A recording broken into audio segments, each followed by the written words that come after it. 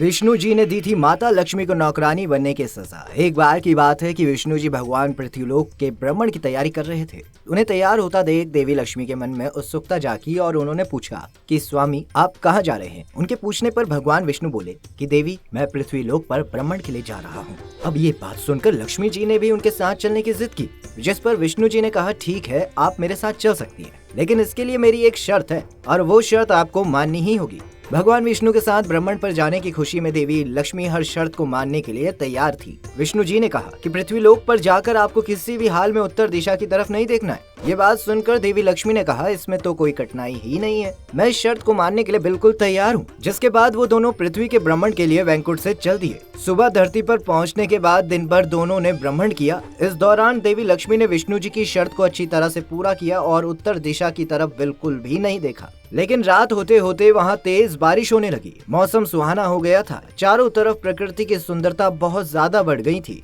इस सुंदरता को निहारते हुए देवी लक्ष्मी भगवान विष्णु की शर्त को भूल गईं और उत्तर दिशा की तरफ उन्होंने देख ही लिया।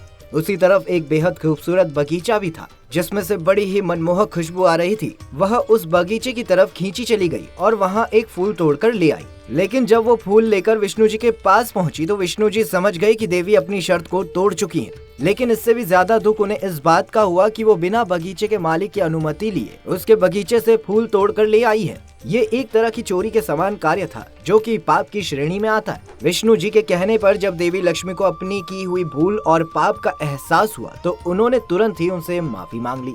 लेकिन इस पर विष्णु जी बोले कि देवी आपने जो गलती की है वो पाप की श्रेणी में आता है, इसलिए मैं आपको इसके लिए माफ नहीं कर सकता। इसके लिए तो आपको सजा ही भुगतनी होगी। इस पर देवी लक्ष्मी ने कहा कि बताइए प्रभु मेरे लिए क्या सजा है।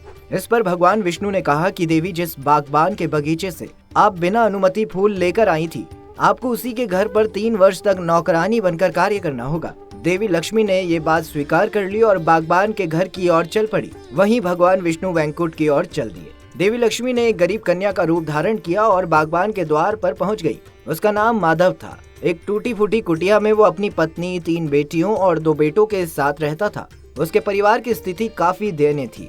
कन्या के रूप में देवी ने माधव से कहा कि मैं एक गरीब कन्या हूँ, मेरा इस संसार में कोई भी नहीं है। अगर आप मुझे अपने बगीचे में काम करने का अवसर दे देंगे तो मेरा गुजर बसर हो जाएगा। कन्या की बात सुनकर माली बोला देखो बेटा, मैं तो खुद ही बहुत गरीब हूँ, जैसे तैसे ये फूल बेचकर अपने परिवार का पेट पाल लेता हूँ। मैं तुम्हें क्या काम दे पाऊंगा बेटा, लेकिन तुम चाहो तो मेरे परिवार की तरह यहाँ रह जाओ और जो रूखा सूखा हम खाते हैं उसी तरह से तुम भी अपना गुजर बसर हमारे साथ कर लेना।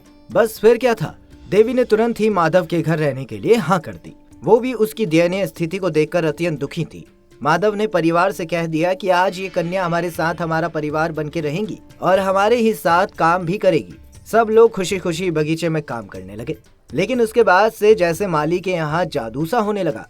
अचानक उसके फूलों की बिक्री बहुत ज्यादा बढ़ गई। उस मालिक को इतनी ज्यादा आमदनी होने लगी कि उसने जल्दी ही पक्का घर भी बना लिया, गाय खरीद ली, पत्नी के लिए गहने और बच्चों के लिए सुख सुविधाओं की चीजें इकट्ठा कर ली। ये सब होता देख माधव खुद बहुत आश्चर्य में था। तब उसने महसूस किया कि उसके घर में उस कन्या के आने के बाद से ही ये सब कुछ हो रहा है। उसे ये यकीन हो गया कि वो कन्या जरूर कोई देवी का अंश है। धीरे धीरे समय बीतता गया और 3 साल गुजर गए।